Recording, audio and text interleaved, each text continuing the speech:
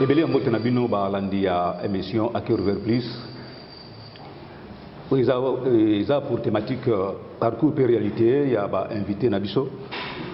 Tout fait sur le belé, il y a mbote pas ibino bozomi, le lengi bo message pour faire confiance.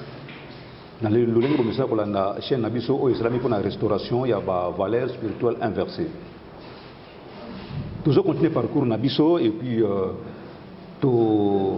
Zana, pasteur d'école, tiens de l'élé, où tout ça qui naïe la fois dernière.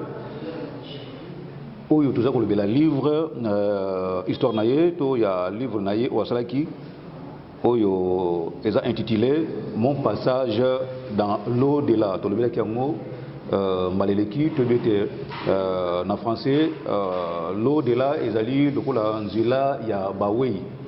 Donc, et pas Baoui, bah Kendaka. Donc, pasteur Abiso d'école,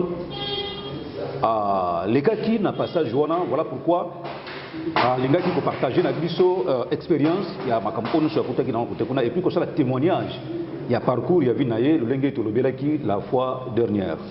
Nilo tous les sous naye, tous les bela chapitre au mon sous et Zakolanda pour natina ya édification accord de Christ to continuer à koloba pour na ko édifier toujours ba chrétien to ba Christ au nyo so ba scotché na amour to bolingo ya ko yeba toujours au nyo ezali ba parcours pe ba réalité ya bando ko na biso mususu oyo ba kuteli nango par rapport à parcours na bango nde toujours ko dina pasteur d'école oyo abengami na kombo ya Tiendelele toujours azalaki musicien na Bayuda du Congo oyo ezalaki groupe tradi moderne si je ne me trompe pas. Il y a un groupe où il presque mingi na République démocratique du Congo, même peu na bamboka na biso ya bapaya parce que les groupes où et cela qui vraiment sexy makasi.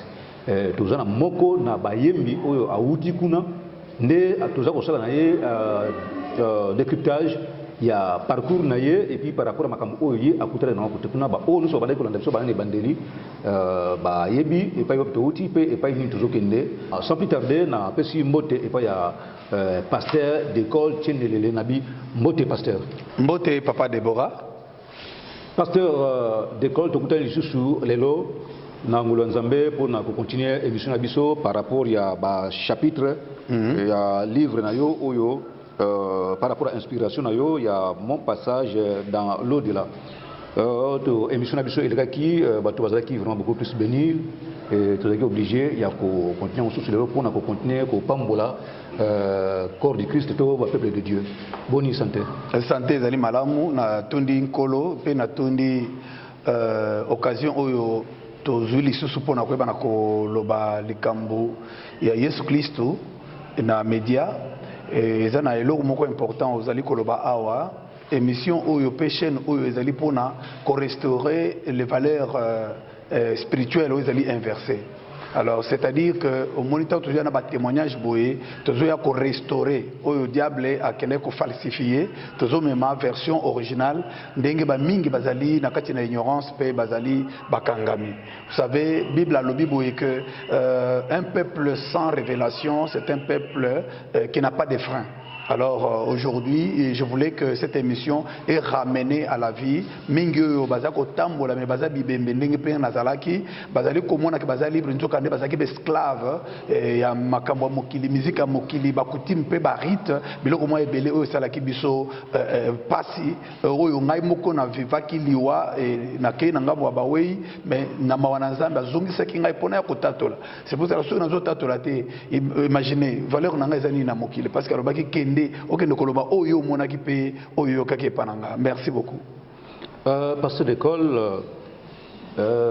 moi synthèse par rapport à passage nayo na Bayuda du Congo par rapport à émission Elekaki pour na ba o ba Zubiso lelo moi synthèse par rapport à la première chapitre et le deuxième chapitre de l'Eleki. Ouais, synthèse muke na ko loba boye que comme on a un pasteur d'école ou bien décollage mbayi wa Tiendelele babengaka ngai bongo mais comme on a ngai ebani na famille ezali don de Dieu mbayi chioyo nazali 11e sur 12 enfants du pasteur Chioyo Mbaï, Amandous ainsi que ma mère, moi, ok, Pauline, tous deux basés déjà dans l'au-delà, c'est-à-dire basi batika mokili. Et alors que na kokola nangai na vie à ecclesia na yeko continuer ko percer na ba chorale nde yeko sala ke talent na musique et yeko yebenisa ngai makasi ko uta na Kasai central na Demba na Botamiti na Chikapa nde à partir ya wana na tango diama ezalaki makasi na succès ba musicien belé banda ko ya activité à sponsoring ezalaki bongo nde omoni kelasi makambo ya kelasi ekomi kokoso nde à partir ya kobina ba janspile nde na ye koyebana na ba comptoir ya diamant nde yango yo kosala que na ya kozala recruter na groupe qu'on appelle Bayuda d'Isaïr à l'époque ezalaki na 1993 et j'avais que 20 ans et groupe wana ezalaki moko ya ba yaya o banda koyemba na train bazalaki ba commerçant ambulant o banda kosala Katanga et Kasai côté Kamafuta bien kosomba ba bitoyo et Mikebuka etc.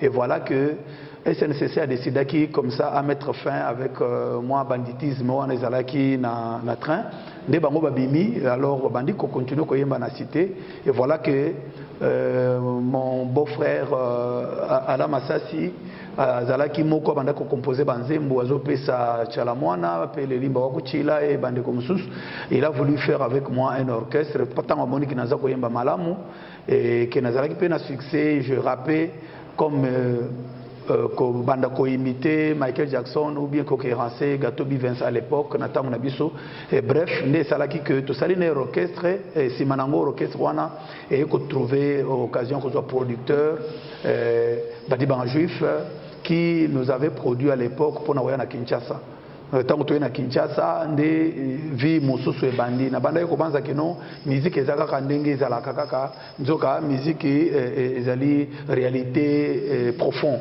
oyo ndembo moni mukanda ngana sana ngo oyo ezali intitulé mon passage dans l'au-delà na koloba na lingala boleki na ngai na mokili ya bawei na ngambu ya bawei voilà donc na kufaki na 1996 na Yolo Campus na siège ya ex disons ya orchestre ngana zalaka et bozongi na ngata Yesu ayo kozongi sangai na makambo na monaki na ngambu kuna nde ayo koloba zonga na nzoto na yo parce que ezali adresse physique oyo zo et pas tata na mama na yo donc na koyebisa bino na profondeur ndenge nzoto ezalaki na nzoto nga nazalaki na ngoto ambaye kozongisa ngai et puis condensé na lobaki que na monaki bipai basambisaki ngai le séjour des morts bipai ba esclave de Satan obazana kati na tourment baza ba esprit oyo baza ko utiliser bango na monde physique na ba agence ebele ozomona onganga kisi pona ko bota pona succès pona boye biloko on est ba agence ya Satan alors à partir de là ba esprit oyo bazo kufa sans Jésus-Christ bazo kende kuna et puis baza ko nyoko lolenge wana alors quand moi-même j'ai été d'abord jugé par 10 commandements et puis vi na ngai bana koleka na kati na écran ndenge tozomona ba image ya mikuse sur ba TikTok aujourd'hui c'est une réalité qui vient de l'au-delà ou bien monde pandémonium alors comme une réalité adaptée technique et technologiquement aujourd'hui pour vous dire que non il n'y a plus du temps il n'y a pas de l'avenir par rapport à la réalité de la vie humaine. Donc ma limite déjà c'est mon ami. Alors moi je viens pour avertir l'humanité, pour avertir bande konyonso bo sanate. Bible lobi ke nyonso koleka kasi makomi na nzambe ekoleka ta mukete ata yota moko ata virgule moko ekolekate. Alors c'est à partir de là Jésus-Christ est venu se révéler à moi et puis amemingai na otolobaka lola. Donc Lola wana na moni yango, c'est lui qui m'a amené là-bas et c'est une grande ville moderne et hyper moderne, je peux vous dire. Pourquoi? Parce que nous autres on a zalaki na yango na ville kuna ndenge zalaki quand la Bible ezoloba que non Jésus-Christ a ebisi na baye kolina ye et un avantage na bino que je m'en aille vous préparer une place parce que dans la maison de mon père ezana bisika ebele et ce que zalaki tembere na ebisi bino te mais lokolo yango ezali na kende d'abord ya moko bongisa bino esika et puis esika wana lobi que tango ekosila moi-même je viendrai d'abord vous prendre et vous tisserez avec moi. Là, il annonce l'enlèvement. C'est ça la partie très importante. Nazo le gâteau perdre une minute, c'était frère Déborah. Donc, voilà un peu les condensés où na introduisaki. Ndengenini na moni premier niveau, deuxième niveau et troisième niveau parce que ndakwana ezali na 3 échelons, il y a na kokoma na temps ko détailler yango et puis na ba habitants ba vivre na kati parce que les ana vierge et les ana vide. Donc c'est-à-dire nous pouvons nous préparer déjà pour l'enlèvement pour na ba onyonso ba ko garder parole de Dieu et puis ba ko garder robe blanche na bango par rapport à promesse nyonso ya parole de Dieu comme la Bible le dit. Merci. Merci pasteur d'école. Tout le bien te livre yango livre naye oyo asali témoignage naye nyonso yango oyo donc maka nyonso oyo akoloba awa eza awa. Donc c'est-à-dire que ceux qui osent livre oyo oko tanga maka nyonso yomoko na ndaku epai oyo okozala po ozala saisi pe o comprendre témoignage mobimba na makam oyo alobeli na kati ya livre naye oyo. Donc c'est-à-dire que pour na kozwa yango beaucoup plus eza awa na IRB télévision na epa ya évangéliste Roger Bakato na IFC Université de la foi chrétienne sokoye kuna okukuta livre oyo ya pasteur d'école Tiendelele ex musicien ya Yuda du Congo, mon passage dans l'au-delà ndenge ye moko alobi ete koleka na ngai na ngambu ya bawei.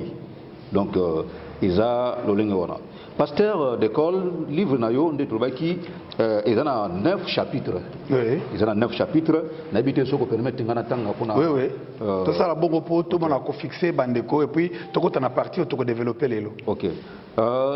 Très chers téléspectateurs, nous volons d'abisso livre pasteur d'école asalaki eza na 9 chapitres. Chapitre 1 to moni kuna alobeli ma naissance et la révélation de mon nom. Et puis, dans le deuxième chapitre, à l'obéli, mon éducation et ma carrière musicale. Donc, ma carrière musicale, je sais que on a une carrière musicale, il y a pas eu du coup. Oui, oui, parce que tout ça, la musique chrétienne, tout ça, c'est la musique mondaine. Alors, il pas eu aux zappé, aux asiko. Si on a un musicien chrétien, nazo yemba aujourd'hui, bah on a ngayo, bah ibinga, na bimisi déjà 6 albums.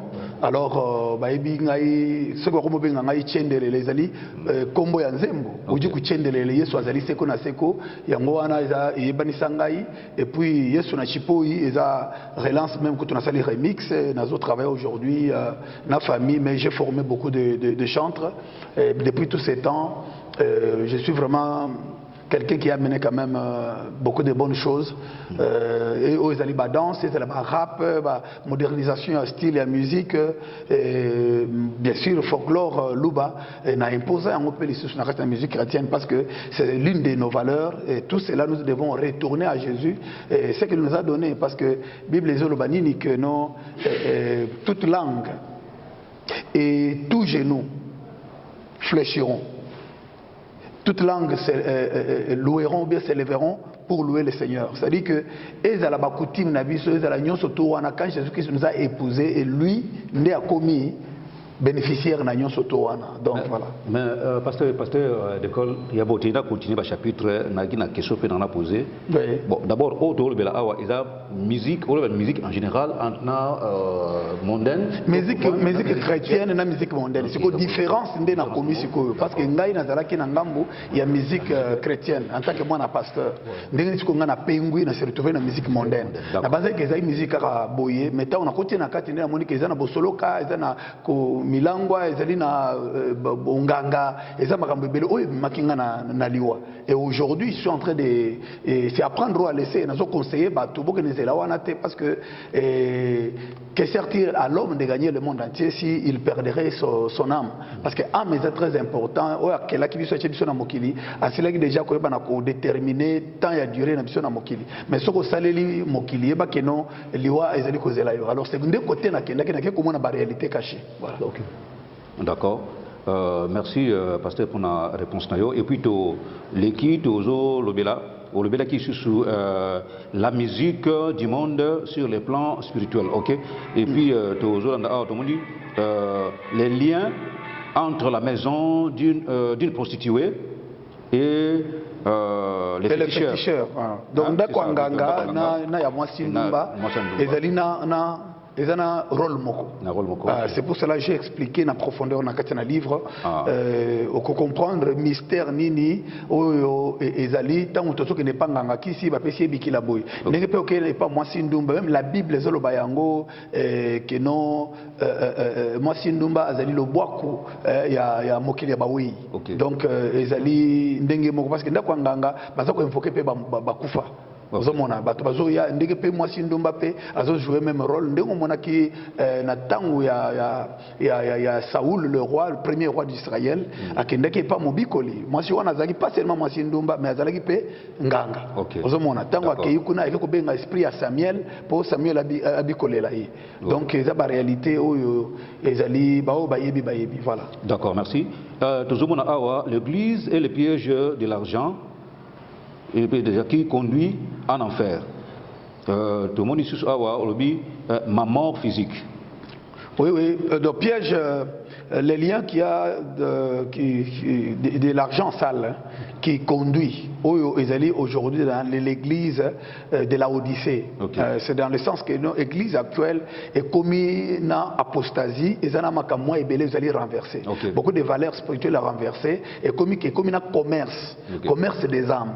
Qui sont vendus à l'ennemi selon Ndengi Bible les Akolobayango na chapitre 17 il y a Apocalypse na chapitre 19 alors réalité wana il y a grande Babylone tomoni en lelo alors na Ndengi depuis que na commis mu Christ tout kota na kata na ecclesia tomoni que non vent wana est commis tellement makasi que ce qui mutu a évité à kokolongwa ke a kende koluka lobiko e pa na nzambe mais soki atanga kama comité soki ya yambi sur ko la mokonzi mobiki c'était pas que na l'église les ils ont baptisé les sociétés au moins mutu avandi bambula na bambula mais batikala ko chaye na mai ayamba yeso ko la mokonzi mobiki si bayambola kate il n'y a pas de sanctification la parole qui est prêchée là-bas elle est toujours renversée mais dans toutes ces choses là ce que mutu wana kufi atabo saleli ms que non bayamba na nini donc tout ça biloko nde omona banosala wana catholique tout ça ce sont des cérémonies mais mutu akei na lifelo akeko kokufa akeko beba comme esclave de Satan.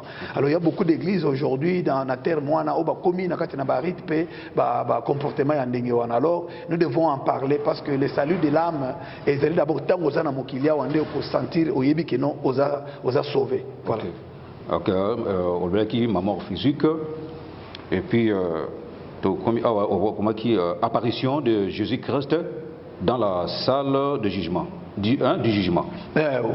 Oui, il a dit, sixième, il ma mort physique. Ma mort physique, il n'a pas dit que comme un peu na point donc, ndenge na kufaki. Donc, on a bête sur le solo, ndenge na kufaki, boy en détail, zalaki ndenge nini, ndenge na bimina nzoto, na yoko découvrir nzoto na ngai, et puis bakanginga, et pas ba soda, yanga mukuna, et bakeminga tina salle na jugement, jugement pe zalaki ndenge nini, etc. Ouais. Apparition de Jésus-Christ dans la salle du jugement. Donc, quand il faut apparaître pour abotolangai parce que diable a le baki, tu es à moi, tu es à moi. Donc, azo sala. Donc, quand azo déclaré, autant après verdict final, de condamné alors au commis yaye. Vous savez, ndengeni ni Lucifer wana ayaki ko réclamer les autres ya Moïse. Tant Moïse a koufi, alors ba ko nzambe pe atindi Mikaël pour que non ba azwa les bembe naye. Nzambe ayaki ataki obligé ayako kundaye place Satan ebakité parce qu'il est falsificateur. Alors c'est pour cela au tango déjà ça a déclaré aux ayaye lokola ba musicien belé, ba commerçant, ba politicien, ba to belé, ba domaine belé ba zo teka âme na bango pas diable. Alors c'est comme ça et azo ba tu es à moi, tu es. Donc tango komi yaye ata okei wapi yebake oko tikaraka na ngambu na ye et puis il y a ko ke de lifelo na yope bon ke de lifelo. D'accord.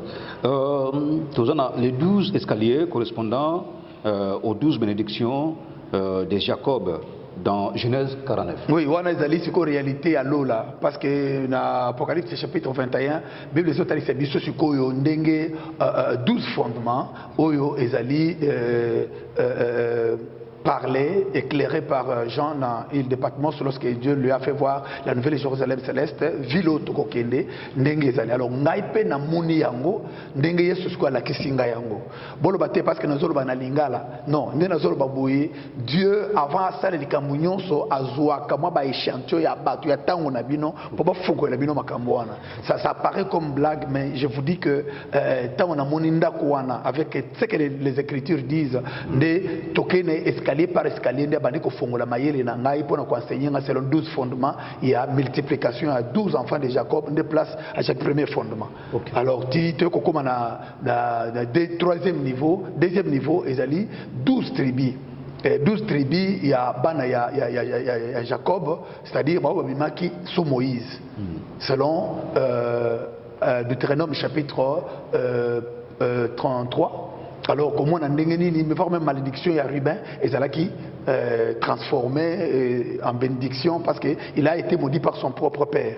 Alors, chaque génération, on a tout cela. Au côté de Yango, mais ce que nous avons fait, vous comprendre. Alors, il m'a expliqué, Ndengeni, temps Tokokendelola, Bao, dirigeant qui mboka, dirigeant qui famille, dirigeant qui église. Le bateau, on a leader d'opinion, leader spirituel, vous comprendre, basé un classement na bango. C'est pour cela que traité de double honneur. Alors, bateau, nous surtout, vivre bouillé. Alors, tant que vous kufa, il faut d'abord na chambre na ina lola. Pourtant, vous kufa, vous yambiye ce qu'on a considéré mon bic ici, vous yambiye sous, faites les autres na lola, faites-on les années. Et ça que vous avez inauguré chambre na yo. Alors, il n'y a pas une chose qui est na yo, ou une chose qui au sali bola muna mokili. Ce que gagner âme, ce que sali butumo bola musongolo qui a pambolio. Na kat na oe komami na kat na évangile, yebake ezana lokola mo bluetooth, moni mbongo tozotine na M-Pesa. Ngana cause à la distance, yotine mbongo invisiblement. C'est comme ça les nobles œuvres, ezali cause à la bluetooth na kat na compte ya lola, ezali la compte bancaire ya lola. Là où ba bonnes œuvres ezali garder. Alors mutumoko ko pirater yango te parce que na ko yebisa autant na komi wana ta na moni chambre na ngai ezaki na ba chiffre na ba lettre ozomona na kombo na ngai ezalaki komami. Alors il y a beaucoup de bonnes choses vraiment, c'est ça. Alors à part ça comme na troisième niveau nde ba onyon so ba kufi sous le temps de Jésus-Christ, c'est-à-dire par l'évangile des apôtres. Alors biso nyo toto kufa ce qu'on a tango oyo place na biso c'est ce qu'on a troisième niveau ezali na 12 fondements ya ba apôtres. Parce que bangonde ba memeli biso évangile. Alors na tango nyonso ezali toujours na ba juge oyo bazali dans l'ancien temps. Dieu a parlé bien dans Mokanda, il y a 1 Pierre chapitre 3 verset disons 19 à 20, on parle de 18, même on parle de Noé. Il y avait déjà un jugement. Donc comment qui juge alors dans la Nouvelle Jérusalem, ils allaient compartiment wana misato. Alors il y a biso ce que il y a misato qu'on a à l'icolo. Okay. C'est ça c'est qu'il y a au Congo, 12 apôtres, la ville est très bien vraiment organisée. Mon Christ union surtout appartient à l'église locale. Alors à cause de la sika naie, tout ça na reste na mokili, mutu na famille naie, au botemi na rambo et na famille mutuboy, tout est organisé. Alors vous devez, alors mingi bato na bayambi Yesu te abiki na zo azana attention ko kufi na eta wana ezala par accident parce que liwa accident, liwa poison, liwa ba nyonso wana ezaba moyen ya ko récupérer pour na kolongolo na mokili, mais accident, tout comme poison, tout comme mais ce sont les moyens qui sont préparés par rapport à Nini. Et ça, le policier, non? Policier serait pour Kangayo, à négocier nayo. Aux hommes, bureau 3. Alors il y a civil, il y a été. Aux hommes, des moutons, abandonnés malades, net masséki. Mais ça na, soit batindelio sur le rôle, jeep ya ba JR, batindelio ba unité ou à l'icoloan. Tant qu'il y a négocier na ote, à picoler au cas. Et ça la liwa wana aux hommes ya nini ya accident ya balaka kame. Aux alliés recommandés ba bengi yo putain on sait monique no makamuna yo déjà eza moyen ya discuter les sous alité wana ba ko vuzula yo ne ba Congo ba ko déraciner yo et puis olongwe na mokili na balaka kaka. Donc c'est ça. On est déjà donc ce côté on est déjà en profondeur. Bon tout ça la connu, tout ça la connu. Bon enfin tout un retour dans mon corps. Je sais que retour dans mon corps dans ce corps physique. C'est très bien parlé. Donc vous comprenez que tant que vous faites ça en matière mbala vous ça na pousse na lokosa que non. Na pas solango ka mbala moko parce que je suis plein au-dedans de moi. Tout ça il a séminaire. Il y a un pasteur qui nous suit là-bas, tout ça la séminaire na katena ecclesia, enseigner biloko pour préparer les enfants de Dieu. ya koyeba nini ezali précieux na ezali ville ndenge ya ko préparer bon na bango pour l'enlèvement. Bien sûr que la nuit est avancée, mais le jour approche aussi. Nous devons allumer nos lampes et puis causer la retour ya mokonzi. Alors na yango na linga lobake retour dans mon corps nzoto yo eza eloko mususu. Oyo nazaki nango eza eloko mususu. Pona kozonga na kati na nzoto to discuter na ange. Il a fallu ayako simba ngai na kabosh awa parce que oyo nde eza volant ya ngambu kuna. Okay. Na mokili ya tozotambola na makolo kuna sikoyo tout est commandé par les ailes de la pensée. Okay. Les ailes de la pensée. La parole de l'autre côté tozosola na oboyeti. Boye ezali pauvre. Au moins temps muto abondelaka la alors ça pas data. Donc mbala moko so que malobezu ya lokola mbonge ya mai mais siko le lait moyen et ça la lait na la na i na y wana ezokoma pauvre. Alors c'est pour ça là-bas so penser yemba moko au mon écoute question je peux répondre là et ça lokola ndena moni sur le plan technologique déjà bazo ça la télépathie voilà les applications moko déjà partir télépathie so comprendre biloko tout o ezala ki na ngambu kuna et comme quoi sur le monde physique parce que tu comme déjà tango asoka pour que les pires viennent, c'est-à-dire l'enlèvement ou officialisation il y a système satanique trinité satanique autour benga antichrist la bête l'antichrist et le faux prophète. Voilà. Très chers fidèles et chrétiens, consommons ces livres, en tout cas, ils sont vraiment riches et puis bénéfiques pour les bisso, chrétiens, tout ça, tout. Vraiment, et vous savez bien, ceux qui vraiment, le qui moyen, tout ça, mais avant que tout le monde ils disponibilisé. Bon, seulement $10 parce que ils na ba page au-delà il y a 100 et quelques. Et Nayango, si vous voulez acheter ça au-delà pour nous soutenir, vraiment que le Seigneur vous bénisse d'avance pour cette pensée. Numéro il y a Orange Money ou bien il y a Contact ou bien Ezali 085 13 37 44 8.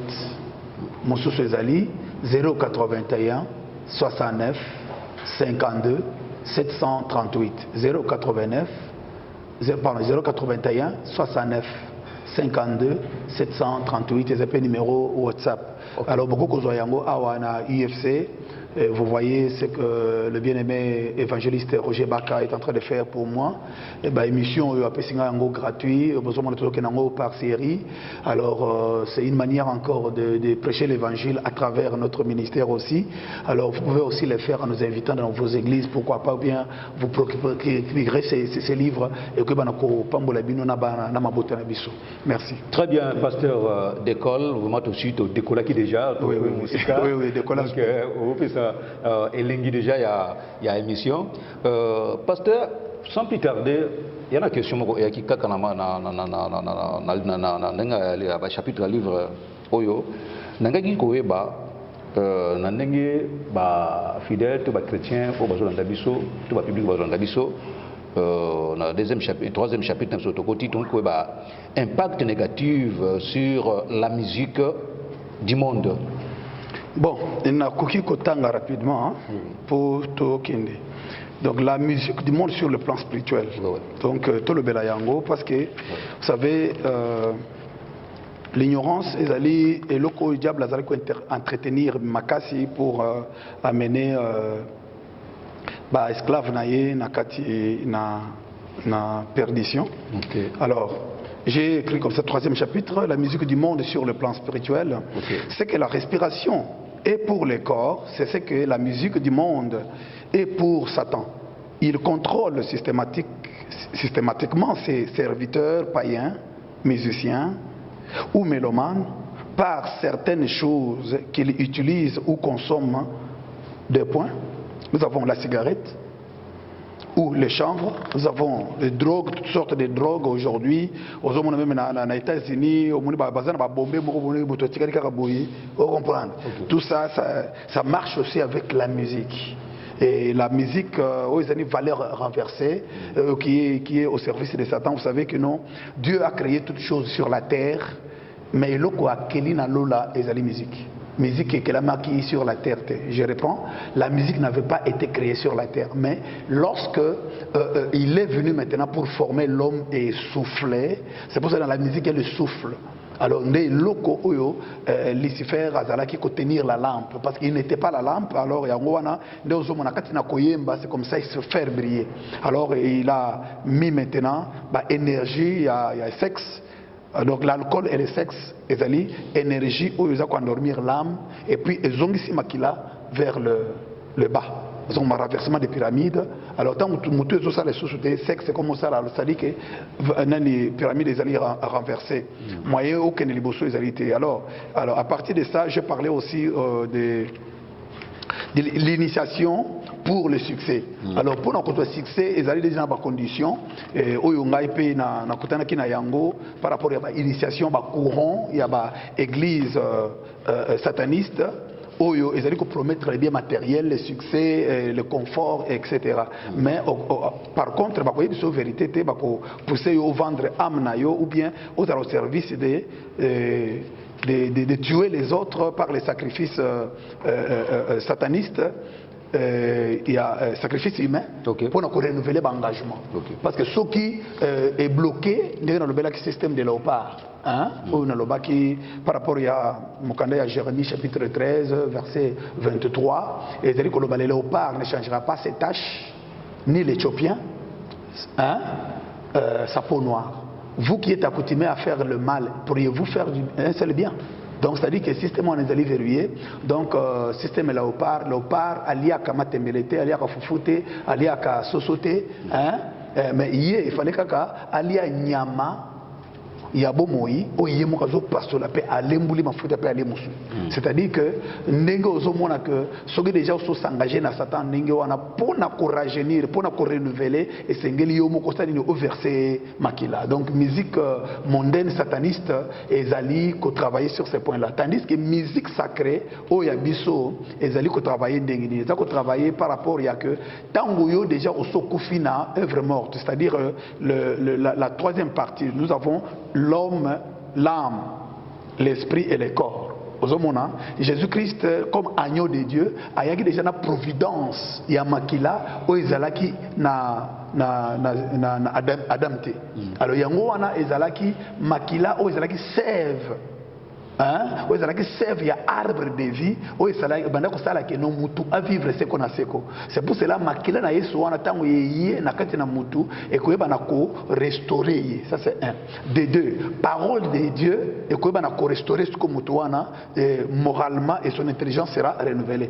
Troisièmement, son esprit et kozala est changé par ce qu'on appelle le Saint-Esprit. C'est pour ça que mutu na Saint-Esprit te makamna Dieu c'est à gauche et puis on sait la makambo mabe. Alors pour conclure toujours que non système ya agneau de Dieu et ngo wana ezali koyeba na kolongola matono ezali kolongola batache onyo soto hérita ya mabe et pas ya Satan. Le système ya agneau de Dieu ezali système moko ya makila wana ndenge ezalaki na Ancien Testament soki mutu a péché ayena ngombe to agneau na ye to tourtel bakokata ye mutu alors sikoyo place ya mutu akufa nyama nde azokufa nde omoni etikali sikoyo et pas ba chef coutumier et pas bangangana ba tosoloka vous comprendre baza ko exiger que non mutu o déjà s'engager et pas Satan ateki ame na yo za sona volonté de po banda ko vivre ozo siko mbongo au maintenir succès na yo et sengeli siko au banda ko tinda. Par exemple, le système technologique et technique où il y a communication actuellement, aux hommes on a que ceux qui au tché méga nayo ou bien giga au quoi activer yango. Bako comme là aussi qu'il y a 24 heures. Ceux qui 24 heures on est sili, ceux qui meki ko utiliser yango comme on a que non système est bloqué. Bako yebi c'est que non tu n'as pas droit parce que tu dois renouveler. Okay. Donc c'est comme ça ndengue ezali. À chaque fois ce que tinda autant ya batou bazo kufa alors nzokande Jésus-Christ est mort une seule fois et il a inauguré, tu vois, le chemin de la vie éternelle. Okay. C'est pour cela son sang, il crie plus que celui d'Abel. Parce que Abel a kufa qui a une vengeance. Et c'est pourquoi na place ya bato bazoko sumuka. Et aujourd'hui, na tango ya Yesu avantage tout ça na ngoza que non, na ko travailler pour na succès mais na musique du monde on travailler pour na succès. Lobina lobi batinda ba esprit et le biboy ba esprit et le biboy ba koko ba le biboy to ba koko et que ba démon ba esprit et le biboy ba djinn il y a des musulmans, on a des djinns, tout ça, esprit, magie catholique, magie, c'est cela. Nous, surtout, on a voyé que non, le diable est actif aujourd'hui et ils ont utilisé la musique parce que la musique est une puissance. Comme la respiration est pour les corps, la musique est aussi un impact sur le monde. La Bible dit que non, la foi vient de ce qu'on entend vient de la parole de Christ. Alors, ce qu'on a musique, on a une valeur renversée. Valeur spirituelle renversée, moi c'est le sexe, ko élever biloko oyo nzambe a boya na place ya gloire na ye ndenga obligé que Jésus pour que non Jésus a fouka melaye et puis tout ça a wanga na bonzambe na pour que le diable lui donne le monde. C'est donc système wana ezaka ndenge wana. Voilà un peu en quelque sorte sur réponse na kokopesa pour le moment. Mais na livre na lobeli d'abord chanvre ndenge ezali na cigarette ezali ko connecté au monde des cimetières, parce que c'est un esprit de l'air. Nous avons la principauté du feu. On a quand on a moto place on a sa bougie, on a sa churaille, ba parfum, biloko nous surtout on ezali ba hôtel, il y a atterrissage, ba esprit aux autres dans le monde invisible. Mais ce qui se mutu parce que tant on a kenda kenda kwa ngaki si ba meminga et par les mauvais amis, la Bible dit la mauvaise compagnie corrompt les bonnes mœurs. En tant que moi un pasteur, je m'étais déjà trouvé coincé parce que tant ba yebisa kinga inde na lobaki la fois passée et pas musicien wana oyo autaki na couloir madia koko tant toyembaki na concert ya vieux Shungu Wemba de fin grand artiste na stade Kamanyola à l'époque na bayuda nga bana banza la musique ezande wana biki no petit tout totala ki na ba loupe na biso to moni ko za mutakala yo matina podium ba grand kisimbi or que ces jours il fallait ba introniser ce koyo papa Wemba ba ana mongo ba ye ba memia na chipoi ba biloko ebele so banganga ebele ba yaki na ba mboka po ba ya ko chani no wana ce koyo ngana matina ngaka na podium mais na yebi la musique ezaka parce que na bana ko bondela notre père na bondela mata 10 fois. OK. Que diable a repéré ma fausse prière. Tandis que ce bondela zambe o yebite, vous comprendre. Alors que voilà, c'est un peu ça. Alors tant on a dit singa elo konde ngana bi non petit tu cours un danger aux ana talamba ko somba ou bien ba ko kozoyo esprit na yo wana ba travailler na yango. Donc ezo senga oya ko blender zoto na yo oya ko kozo ba antibal. Alors biloko ngana ibaki yango te. Ce qu'on a, c'est qu'on a besoin de s'organiser. On a un pasteur, bon, on a ça qui cité, on a la musique qui cité. Oh, on a rigolé, donc c'est-à-dire que nous avons ce tali, comme on a que la musique mondaine, ils ont la réalité, ils ont un sacrifice humain, ils ont un musicien qui en cascade, ils ont la réalité, ils sentir que comportement même il y a mingi lelo et comme il y a keba. C'est que malheureusement, basali na nzambe siko ya solo oyo bakoko te ya batu mutu aye penza boye bakena ye na mai ba pesi yesu ndenge bapesa kinga yesu et pas passer chez Jean André mon grand frère à l'époque l'église s'est fait par nzambe malamu na Chikapa. Alors malamu moko bayambisi nga yesu bakena na mai ya Chikapa bapesi nga ye baptême na poko na ngona zonga concert mais ezaki yombe. Donc c'est-à-dire que pour na vendre les lobos na banda koloba yesu na webisa bino ke makambo eze belé na profondeur. Alors voilà un peu likaya et ezali ko sala que non oza la repérer tandis que tukutana ngene na kati na ndako ya nganda na matonge awa na côté ya avenue onini maya nan to bando beta na kombo kimingai. Alors si quand on beta wana il faut avant que beta diamba avec cigarette nanda ko nganga kisi ezali abo po benga ba esprit fo benda nando ba tumbako asala mulinga ou bien acha ba encens pour na asala atmosphère au ba esprit wana ekoko ebana koya. Alors ba réalité wana ezali ebele aujourd'hui toza komona yango pour na ba yebite ba yebina bangote. Alors musique mondaine, ils ont travaillé avec les esprits, il y a deuxième monde, l'esprit Yamaï, sirène, pour la beauté, pour la mbongo, et pour l'envoûtement, et tout ça. Alors maintenant, il y a les cigarettes, et ils allaient maintenir cette connexion. Et ça, le temps où sur le téléphone, tout. Connexion est katana. Mais ce que pour mutuazo communiquer dans le monde des ténèbres, il fallait que à la peine cigarette ou antenne na ezala. Donc ce qui a été un impact. Un impact parce que négatif disons. Négatif makasi parce que na place nza macha pe moto pe makanango. eza moto nzamba souffla kati na biso mais tant yo zo moto siko ya libanda opelisi okoti kati na yo pas seulement ko tuer ba poumon mais ko longola d'abord l'essence donc ça va donner impact divin aux nzamba chawana donc malamoko ce que le roi mutameli ameli banki azoma le roi kino abandi bato ne fongwami miso abandi komona na monde virtuel obandi koyoka roi mutameli jambo omoni abandi koyoka biloko abandi seka yemoko omoni abandi c'est comme si on m'a tapé inspiration musique wana ezali koya na banzembo bazo composer ezoko uta na mai ba recommandation so ba pesio ko yemba nzembo bo meza ya yote yo ne ba pesio yemba ko ezali mode ya ba code ozo yemba po bato baza connecté na monde wana ba sepela na ba peso pe mbongo bien ba surtout pardon nakata omomuke pasteur bato oyo ba sepela ka sokola ba musique profane wana au juste eloko ni elekaka na kati wana ceux qui au se donner au se bénir na kati ya musique profane wana. Bon, par rapport à l'inspiration, on a une inspiration, parce que l'inspiration et où dans le monde, mon un peu cosmique.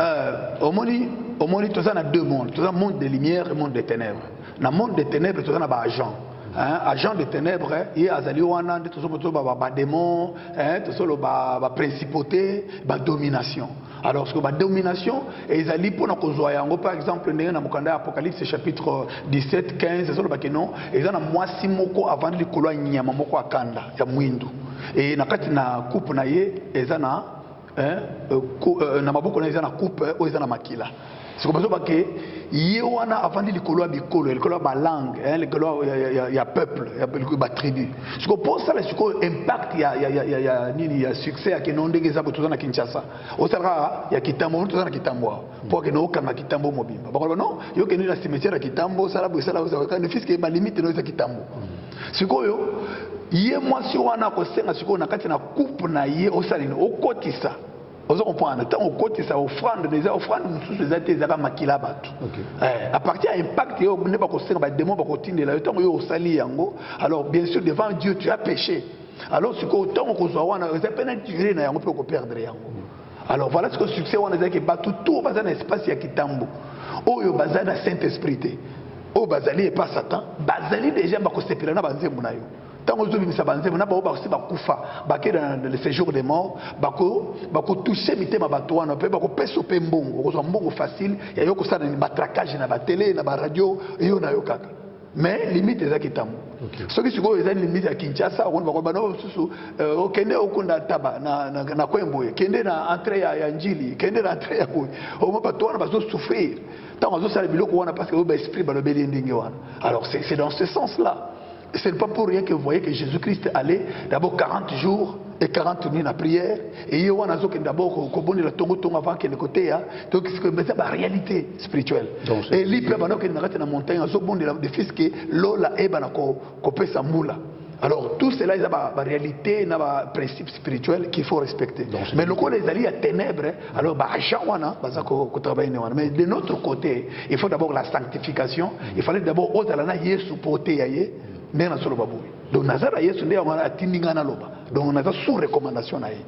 Alors je ne peux pas maintenant que ça biloko Satan pour na yo présenter yango que na kombo nzambe non. Voilà. Donc c'est-à-dire que on a la musique qui profane wana c'est-à-dire que non c'est-à-dire que parce que bazar na Saint-Esprit. Donc automatiquement bazar Satan. Le Satan c'est quoi kotinda bango côté full lingi biloko to na bako peso gratuitement parce que la Bible dit que non le monde est sous l'emprise du malin. OK. Donc ezandingi wa. Bon, la question que on a posée olobaki était kuna basala mingi ba parfum ba chulai ezabilo mo ba chulai wana mona be ba bibele ba utiliser ngo mingi pona ko kimisa bangungi ba biloko be quelque part. Bon, ndenge soki zo kimisa bangungi c'est-à-dire que ezali aspect mais ekoki ko ezalo ko la paix en sens. En sens, ezalaki eloko bandaki ko utiliser na kati na sacrificature ancienne. Vous allez comprendre. Il y a sacrificature bazali ko tumba yango pour odeur na yango tant ezoko mata et ezali ko faciliter connexion pour Zambayano ayano. Azaki posana odeur malam. Alors de la même façon nous on a bachura wana ba parfum mususu ezali déjà ba sala yango ndenge wana.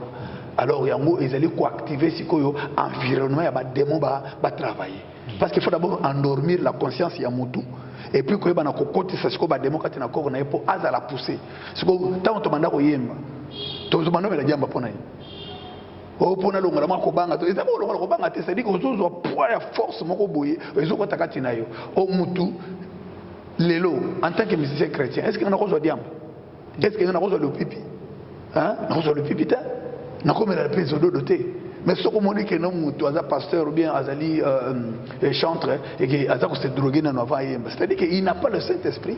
C'est comme ça, l'autre, c'est-à-dire que la puissance et puis ses capacités à ça. Mais ce qu'on a utilisé, ce qu'on a esprit, on a pas esprit. Tant qu'on a utilisé, on peut utiliser. Donc, on a surtout aux à Satan. Voilà. Bon, dans le domaine de parfum, parce qu'il y a des chrétiens, tous les chrétiens qui utilisent le parfum, est-ce que, conseil européen, ça, dans les chrétiens qui utilisent le parfum, est-ce que le parfum, nous sommes les amabés, tous les parfums, nous sommes les amabés, les chrétiens qui utilisent le parfum, tous nous sommes les amabés. Bon, frère Déborah, on a des bateaux initiés. Aux hommes, on a lobby na mukanda wa na lobby omo lokola tanto so bandingo na moto déjà azali initié bazali kopesa ye biloko wana et que oyo utiliser boy pour na kokende kwa mvute par exemple lokola tanto so que féticheur na Mwasindumba baza bato ba agence les agences de la mort osomona alors ce que omona que Mwasindumba nyonso oyo tanto so bima ba mususo ndembo yebi za ba danseuse za ba nani bazokende na braza awa bazokende ko sokola yi ozomona basokoli bango na simana no zo ba parfum oyo betaka c'est comme parfum on les a que so ya keiko ko s'envoûter donc a ekopona mutu moko za na mbongo une fois déjà ya sangisi na yenzoto da yibi déjà partie à mutuana parfum ko tia wana siko ça de sorte que mbali wana amona mwasi na ndako te amona batu mususute alors ba demo wana ba ko travailler à travers parfum alors parfum c'est quoi ezali identité songolo oyo ba entité spirituelle et ko yeba na ko landa mutuana place au derwana ezali on se comprendre ezali ko déjà quelque chose moko par l'odorat est la sensibilité ou ezali déjà mutuana na cerveau que non ezana présence ce aux yeux lamba mais ça na parfum songolo alors ce qu'on sentir que mutu muso na parfum ndenge wana on sentir que quand c'est mutu wana par rapport à parfum na ye dans le monde spirituel au monde mutu wana te mais on sentir par l'odeur donc c'est une présence quelconque. C'est autant on peut mutu azan parle cette esprit on zo bonde la boyo sentir que non moli monayo est indio bonde là c'est-à-dire que sur le plan spirituel aux yeux alerte songolo ou bien par vision au monde eloko moko za ke bonde là ata on a no monde eloko te tango banda ko bonde on mission na sanini e fungwa ça s'est fait la même façon na moto azo drogue na moto azo nani nini na moto azali déjà na ba prière azo sala pour kota en contact na esprit songolo pour na ko envoûter donc c'est ça un peu ce que moi je peux te dire mais moto aza initié bazali ba niveau assez baza utiliser lokola ba inconscient quoi. Ok. Merci. Télévision Zali Tango, Nabide, Totikana Miti Boni côté Kuna, Staniba quoi, les grands caméramens, Azoko Guide Bisso, il y a des questions à Souka Ezali était bon ça la Kalulenge Nini pour na succès na musique profane tout monde. Il y a Liwa, na magie on est tout ça là prochainement. Wana eza prochainement parce que beaucoup besoin landa beaucoup melabiso na numéro ezali na chaîne pour tomboyer bani pe ba question na bino te ba ko répondre bino alors à cela je voudrais aussi ko répondre yo ko lobaboy monde à succès initiation au succès na lobaki yango na kati na livre et zalaki ki ngai na zaki ignorant ozomona tango dans le but que non yo ceux qui se conformer à un système, c'est-à-dire comme le local na masanga et le liboso les allés problème d'abord il y a sécurité ou on a zolo ba expérience au yangai dans le sens que tango ba ebisinga ke non ngana za mutakala na za na tunamital na molike na lati na ngwa bilamba ba kwirtu banda ko lata na orgueil na biso ba choko alors na nyonso to wana ya zolo ba réalité spirituelle. C'est pour ça que nous avons dit que nous sommes obligatoire. Bien sûr, nous avons dit que nous sommes pasteur, mais moi, pasteur, il fallait que nous soyons en Zambie. Nous avons dit que nous sommes en Lotoko. Pas tout le monde a dit que nous sommes en Bango.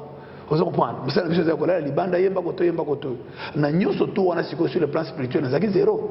C'est pour ça que nous avons dit que nous sommes alors, dans le danger, d'abord sécurité. Parce que le monde est un monde à jungle. Vous comprenez? so omoni ke no yo oza na talent ya boye ou bien okoleka mosusu bakolinga baélimine yo soit physiquement bakolinga bakomisa yo babobakelo maladie boye et tout ça. Alors quand il m'a parlé d'abord de ça nasali mpo na éviter yango namonaki ke azalaki na raison mpo bamingi batika bomoi bamingi mpe tozalaka na bango baza na bomoi te. Alors musique wana ezali d'une manière générale.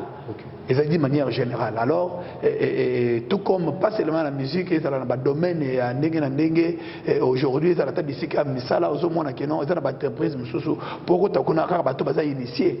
Nous sommes obligés de nous contenir d'abord le secteur ou bien la langue performance pour comprendre tout ça.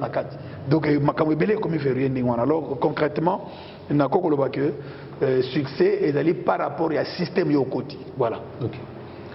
Donc succès, il y a un exemple, la Bible dit que la bénédiction de l'Éternel enrichit, ne la fait pas suivre d'aucun chagrin. Alors il faut suivre ici via Bonzambé, qu'on mettre en pratique la parole de Dieu, qu'on marche dans la sanctification. Merci Mingi pour la confiance pour Pessa Kibiso, et vous avez sa chaîne et RB Télévision.